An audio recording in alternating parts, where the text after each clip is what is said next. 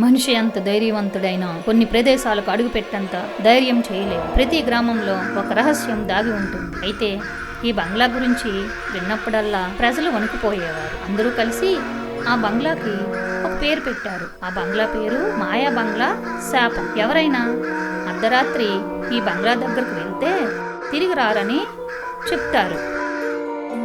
రాము అనే యువకుడు ఆ మాటలు విని నవ్వుకున్నాడు. ఇది అబద్ధం, పుకారు మాత్రమే అని స్నేహితులందరినీ ఎగతాళి చేశాడు.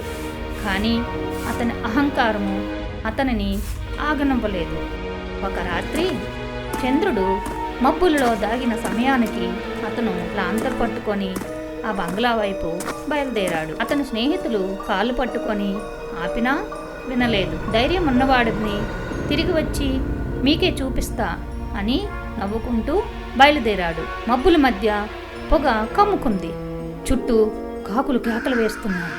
ఆ బంగ్లా గేటు దగ్గరకు చేరగానే రాము ఫోను స్వయంగా ఆన్ అయింది. ఫోను స్క్రీన్ పై ఒక వాక్యం మెరుస్తుంది. నువ్వు ఎందుకు వచ్చావు? రాము ఒక్కసారిగా తడబడ్డాడు. ఇది ఎవరైనా సరదాగా చేస్తున్న ఆట అనుకున్నాడు.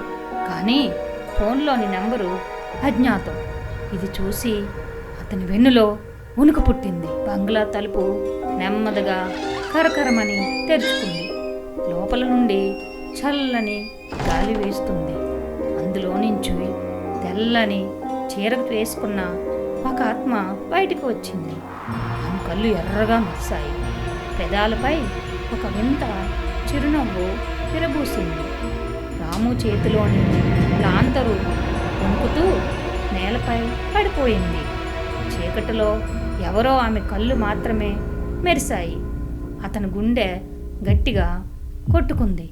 దక్ దక్ దక్మని. రాము వెనక్కి పరిగెత్తబోయాడు. కానీ ఒక్కసారిగా అతని ముందు అదే రూపం ప్రత్యక్షమైంది. అతను ఎడం వైపు తిరిగాడు. ఇక్కడ ఆమెనే. కుడివైపు చూశాడు. మళ్ళీ ఆమెనే. చుట్టూ చూసేసరికి ఎక్కడ చూసినా అదే రూపం, అదే ఆత్మ. అందరూ ఒకే స్వరంతో కేకలు వేశారు. వెళ్ళిపో, వెళ్ళిపో, లేకపోతే నువ్వు కూడా ఇక్కడే ఉంటావు. రాము చెవులు మూసుకొని అరుస్తూ పరిగెత్తాడు. కానీ చీకటిలో అడుగులు తడబడిపోయాయి.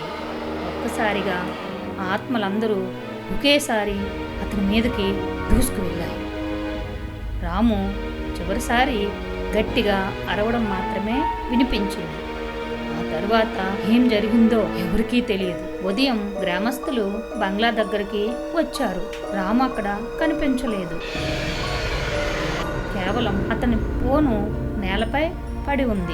స్క్రీన్ పై ఒక వాక్యం మెరుస్తుంది. తరువాత ఎవరు? ఈ బంగ్లా శాపం ఎప్పుడు ముగుస్తుందో ఎవరికీ తెలియదు. ఇది మాయా బంగ్లా శాపం కథ. ఇలాంటి అద్భుతమైన హర్రర్ కథలను, భయంకరమైన దెయ్యాల కథలను మీరు వినాలనుకుంటే నా ఛానల్ని సబ్స్క్రైబ్ చేసుకోండి. మీకు నేను చెప్పిన కథలు నచ్చినట్లయితే కామెంట్ రూపంలో తెలియజేయండి. ధన్యవాదములు.